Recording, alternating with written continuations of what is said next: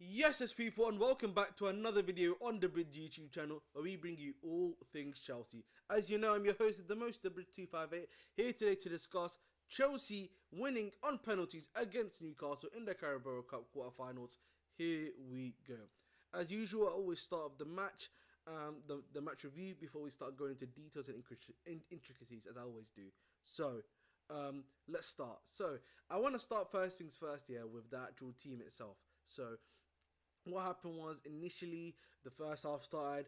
I felt we had a few chances. They had a few chances. They were creating a few good chances. We were going on to the other side. We were creating a few half chances and everything like that. You know, Pochettino had decided to still play a back four of centre backs. Obviously, Disasi was playing right back, Levi Cole as the left back, and you know what the issues there are. Like, even though Disasi was trying to overlap, Levi Cole was trying to overlap. These guys aren't fullbacks. They're not going to be able to provide you with those necessary things that maybe a fullback will be able to do so. So again, that's food for thought there, 110% of the time. Now going back into the game, obviously as we could see, we had a few half chances that were being created. Newcastle had a few half chances they were creating, but then obviously there came the big moment from the cross. Then afterwards, Levi Cole overhits the ball to Caicedo, which goes into the lap of Caicedo. Caicedo then basically is against, not sorry, to Callum Wilson should say. Sorry, my apologies. So Levi Cole overhits the pass to Caicedo, and then because of that he can't reach that pass, he goes to Callum Wilson, who's 2v1 with both Thiago Silva and Badi Shaw, and then Callum Wilson is able to dribble past dribble at Thiago Silva. Thiago Silva is able to get the ball, but then he hits Badi Shaw, and Badi Shaw for some reason a bizarre touch gets taken by him, which then goes into the foot of Callum Wilson again, who just able to little Travella right into the top bin over there, because it was literally pretty much point blank range for Petrovic, where he literally couldn't do it, and he did a good job of really just rather than hitting the ball straight, he hit the ball curvature wise like that. And now from that point onwards, Newcastle really were kind of like relaxed. They kind of like were doing the little mini low block thing that they were trying to do, like that mid block sort of thing. And then we were trying to do our thing, but we couldn't break them down. Recording a few half chances. Broha was offside. There was a big chance where Palmer could have really hit it to Jackson if he had like switched the play, and he could have been 1v1 for a possible 1-1 in the first half. Obviously, Enzo got taken off in the middle of the first half, apparently due to illness, and he was crying after the game, so maybe that might be just due to the illness, or like non-stop vomiting there that's taking place. Now after that, into the second half we go in, nothing really happened. There was a change obviously for Malagusa to play left back, rather than right back in this game. And I still think he did a good job there as the left back position, even though he's an actual right back there. But it's kind of crazy when you got someone like Ian Matson, who is a proper left back, to still be continuing to not play him in his actual position and bringing on someone like Malagusta to play there. It's kind of crazy in my personal opinion. Now going into continuing on from that, we were creating a few chances here and there. We even brought in Cuckoo on around the 67th minute. Tried to make stuff happen with him and Sterling, but Sterling today, man, was just subpar, man. Below bar today, I mean, there's a lot of words that we could use for Sterling, but he was just not good enough, man. He was just not good enough today, personally, for me. Palmer, obviously, when Cuckoo started to try to do some sort of things, particularly Palmer was playing now centrally in that team. Not that much was happening. Mudryk came on and Ian Matson came on. We were trying to create still chances more, but we were just missing the final ball, or like our touches weren't good enough. So definitely was not easy there at all for us, if we're trying to be honest. But then came the big moment, of course, the big moment, which is the 1v, which was Trippier. Literally tries to head the ball for some reason, to back to the goalkeeper. Mudryk's able to pounce, little finesse into the bottom bins to make it 1-1, and that was literally with like a minute basically left of the game, which we were deep into at the time. And then obviously you could have had a potential red card for Mudryk, after that Bruno Guimaraes challenge, which could also be a red card, because because literally Mudryk went like this to this guy. Man was trying to choke him. He's lucky that there's no VAR and the referee just like literally just said give him a yellow for it, because he could have been in big danger of getting a red card there, man. So it is what it is in my personal opinion then. So we move on that one. Now, going into the penalty shootout, Obviously, first one was done by none other than, if I'm not mistaken, the first penalty for Chelsea was done by I don't know, Cole Palmer. Cole Palmer obviously took the penalty first, was at the way end, and then after Palmer, it was, if I'm not mistaken, Callum Wilson.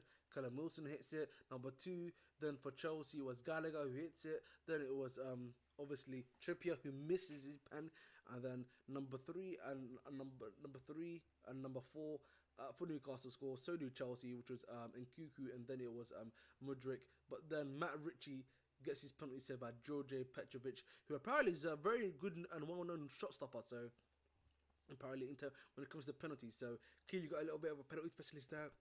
And it's great to see him in action and to see him be able to, use those abilities to the best of his abilities to help us win. So it was really great from him. I'm very happy for him, man. I also want to really commend his distribution. We've been seeing how bad Sanchez's distribution is, but Petrovic in goal, I feel like his distribution has been a lot better than him. It seems to be a lot more pinpoint, making the short pass, making that long ball when necessary.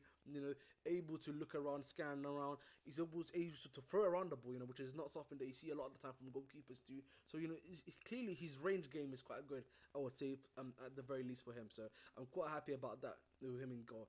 Now, obviously, we're now through into the semi-finals where we could potentially face Fulham, West Ham, and another team whose name I've literally forgotten. But that's pretty much who we could be facing in the semi-finals. So it almost looks like, the road to final might be very good if you miss the winner of West Ham and Liverpool. I think we have a good chance of being in the final for Wembley.